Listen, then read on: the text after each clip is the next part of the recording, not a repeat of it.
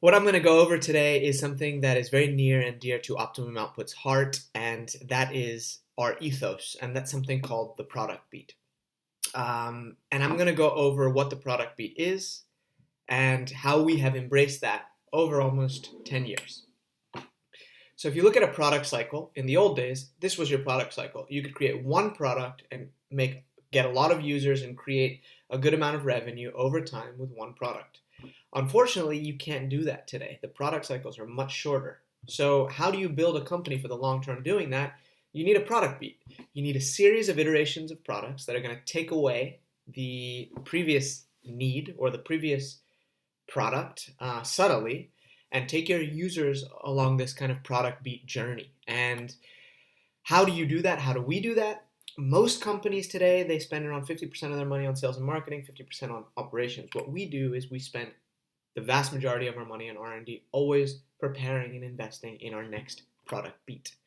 So why? Why do we love the product beat? We're trying to be a company that's viable for decades, not just for years. So if we can really inculcate this value of constant iteration in our product beat, we are always open and looking to improve and create products that are even better than what we have today. How have we done it over the years? I'm going to show you. So here's what it looks like in kind of that product beat format. But what I'm going to do is I'm going to actually show it to you with visuals, not just here. What does it look like in visuals? I'm going to show you what our websites looked like over time. So when we first started Optimum Output, there were 4 things that we did. As a service, we helped companies capture their processes, organize their processes and information, improve, and then we would support. And that 4-step service is what we did for a bunch of clients, and that's how we really evolved over time. But we started to think, can we offer this service to more people out there? So we started to think, how can we create a product so we can reach more people? So as our company evolved, we started to think of, product ideas of 4: capture, organize, improve, and support. What of that 4-step process can we create a product around so we can start to reach more people?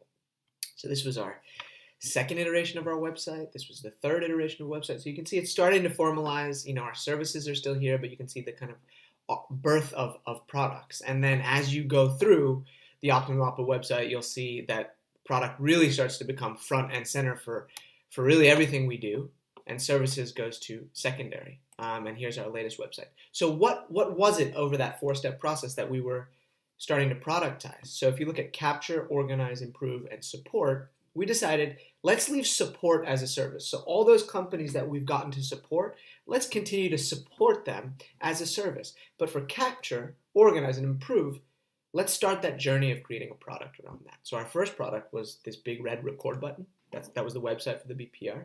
Here you go. It started to evolve and look a little bit better. Then we started to think, okay, is it about record? Is it about capture?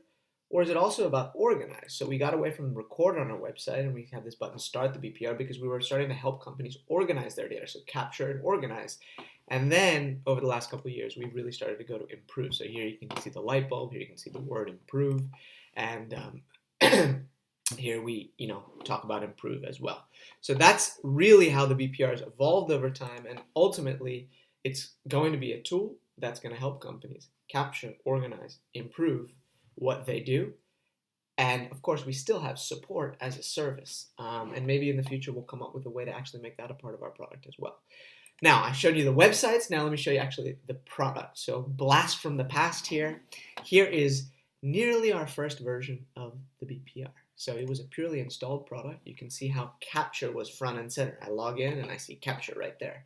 I can go to the menu here, and I can see some other options like, open my files, edit my files. But it really was about that capture element. That was something that was really important. Then what did we do after that? We started to think, okay, as I said, we started to get to organize. So we started to think, okay, we're creating this data, we're creating these procedures. How can we start to tell our users that it's not just about recording, it's also about organizing? So instead of, if you can see a subtle hint starting here. It says open file in the BPR viewer.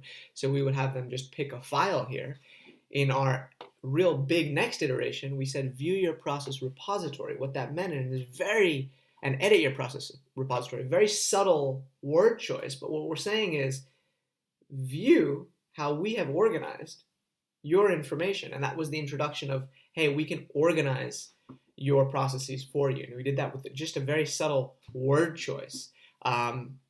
If I click on that and go into the repository, what you'll see is that we won't actually allow you to pick a file, just pick a file. We're actually going to show you the repository. So we're going to show you a repository that's organized by department, role, and all your files. And that's really what that process repository is all about. It wasn't just a file picker, it was this. But this was a secondary feature. So you can see that's kind of in the background. It wasn't in the main screen, that organization. Then what happened? Then we decided, okay, organization, we've done capture, we've done organize, and organize is something that's really important. So we brought that from just a hidden feature with word choice to the front and center, and we started to marginalize the create button. And now we're at that final piece of improvement. And how are we going to do that? So we've introduced this little continuous improvement department within our repository structure. And that's where you're going to start to see that those improvements start to emerge. And what we're going to do with improvements is this rating system. So you can see how we've taken our product from essentially a service with business process consulting as a service to capture and organize here with the building, and then now in 2017, capture, organize, and improve. So our product beat journey essentially is doing just that. So we're really excited at where we're going. If you pay attention to our product, you're probably going to see little cues about what's coming in the future. So definitely pay attention, because our product beat is hidden somewhere in there. So it's like a puzzle. So we're really excited, and thanks for watching the video, and stay connected to us. Thanks.